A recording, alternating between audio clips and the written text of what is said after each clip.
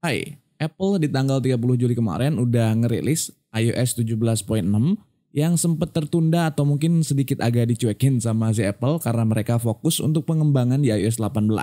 Nah, selain iOS 17.6, Apple juga secara bersamaan ngerilis iOS 18 public beta yang kedua. Kalian bisa cek update aja kalau kalian ada di iOS 18 public beta. Selain itu, Apple juga khusus untuk iPhone 15 Pro dan iPhone 15 Pro Max ngasih update iOS 18.1 beta yang ke-1, di mana fitur yang ditambahkan adalah adanya fitur Apple Intelligence. So buat kalian yang pakai iPhone 15 dan 15 Pro Max, bisa kalian cek aja di menu setting, software update, dan bisa kalian cek di sana udah ada 18.1 yang punya Apple Intelligence. Jadi kalian bisa mencoba-coba mengutak-ngatik Apple Intelligence yang udah dikasih sama si Apple. Cuman sayangnya untuk iPhone-iPhone yang lebih lama, bahkan iPhone 15 reguler sekalipun, nggak ada update 18.1 atau nggak ada update untuk Apple Intelligence. Hanya untuk iPhone 15 Pro Series doang. Sayang banget, untuk iPhone-iPhone yang lama nggak kebagian. Ya mungkin kita disuruh update kali ya. Semoga ada rezekinya aja ya. Untuk di iOS 17.6 ini tidak ada fitur-fitur baru yang signifikan. Dan kalau kita cek juga di sini, di bagian update-nya, bisa kita baca informasinya. This update provide important bug fix and security updates.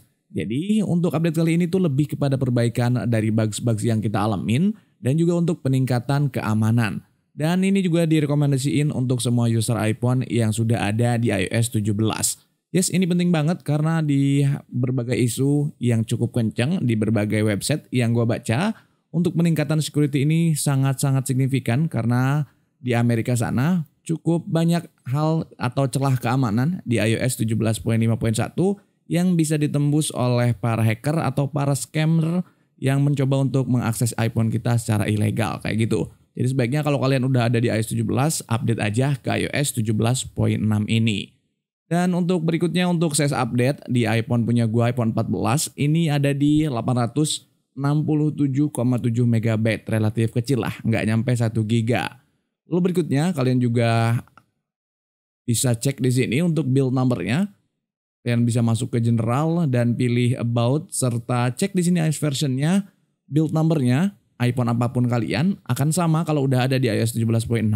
Build numbernya ada di 21G80, 21G80 kayak gitu. Dan buat kalian yang masih ada di versi beta, jangan lupa kalian matiin juga untuk beta update-nya. Kalian masuk ke general, pilih software update. Juga tunggu di sini beberapa saat sampai muncul beta update-nya. Kalian harus mematikan beta update-nya, tapi sebelum itu kalian pastiin dulu kalau kalian udah ada di versi RC atau rilis kandidat. Habis itu tinggal matiin aja beta update-nya. Nanti versi ofisialnya akan muncul di update ini. Nah, di sini di beta update ini jangan lupa kalian matiin di pilihan yang paling atas di sini di off kalau kalian sebelumnya udah pakai versi beta. Sekali lagi gue tegesin, pastiin kalian install dulu versi RC-nya, lalu matiin beta update-nya dan cek update-nya di sini nanti iOS 17.6 akan muncul. Kayak gitu. Tapi kalau memang versi RC-nya itu build number-nya udah sama kayak versi official, biasanya nggak akan ada update lagi. Karena modulnya sama, terus konten packaging-nya sama, dan lain sebagainya itu sama 100%. Jadi kalian nggak perlu update lagi. Lalu gue juga nggak pernah bosan buat ngingetin kalian, setelah update iOS terbaru, jangan lupa masuk ke App Store dan pilih akun iCloud kalian. Di sini bisa teman-teman lihat ada berbagai informasi yang harus kita update atau berbagai aplikasi yang harus kita update. Di sini kalian bisa pilih aplikasi-aplikasi mana aja yang pengen diupdate atau bisa diupdate all aja. Sekalian semua di aplikasinya untuk diupdate ke versi yang terbaru. Ini bakal ngebantu kita buat optimasi dari aplikasi-aplikasi yang ada di iPhone kita. Jadi kalau ada bugs, ada fitur baru, mereka akan update kayak gitu. Jangan lupa ya. Berikutnya jangan lupa juga kalian lakukan force restart untuk iPhone yang udah kalian update. Caranya cukup sederhana, tinggal kalian tekan tombol power yang atas. Tinggal kalian tekan tombol up, volume down, lalu tekan dan tahan tombol power sampai mati. Masih ditekan dan tahan tombol powernya, tetap pegang. Sampai nanti iPhone-nya muncul logo Apple hidup lagi baru dilepas. Untuk tutorialnya gue juga udah bikinin di video yang ini. Tinggal kalian cek aja, gampang kok. Lalu berikutnya ada apa aja peningkatan-peningkatan yang dilakukan oleh Apple? Yang pertama adalah Peningkatan di message itu di filter unknown sendernya itu ditingkatkan, jadi lebih sensitif dan lebih ketat lagi ngefilternya. Yang kedua adalah bagian konektivitas. Kalau kalian masuk ke sini, pilih airdrop.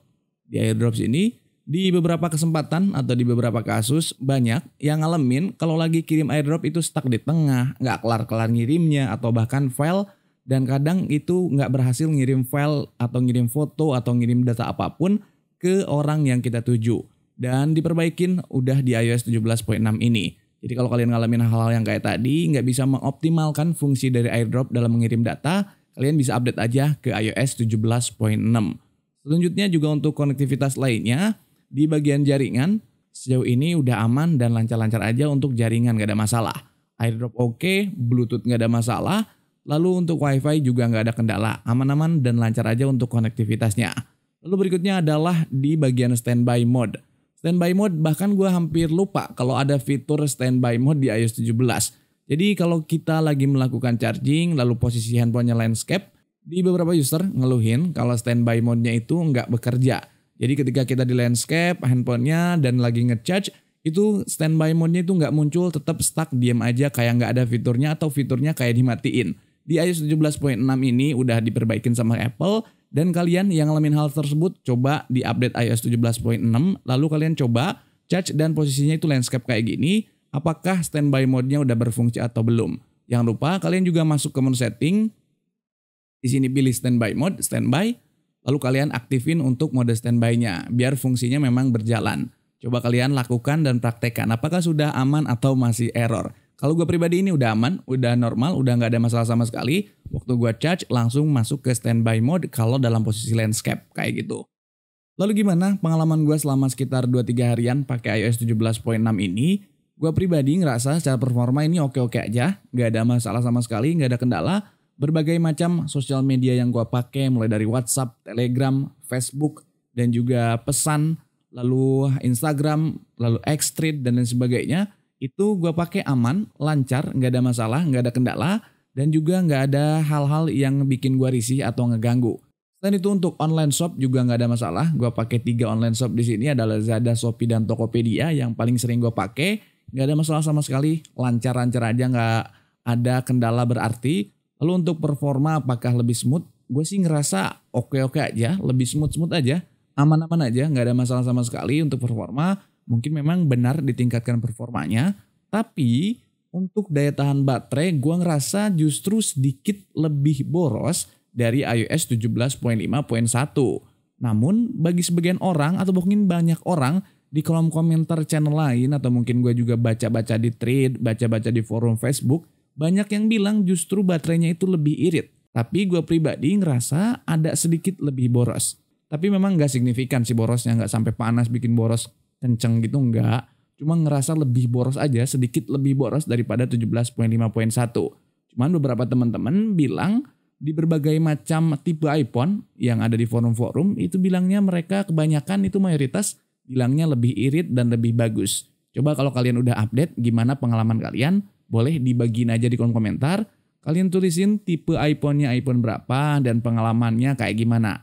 Makin irit apa makin boros untuk baterainya di iOS 17.6. Oke, mungkin itu dulu informasinya. Thank you for watching. Mudah-mudahan bermanfaat. See you next video. Bye-bye.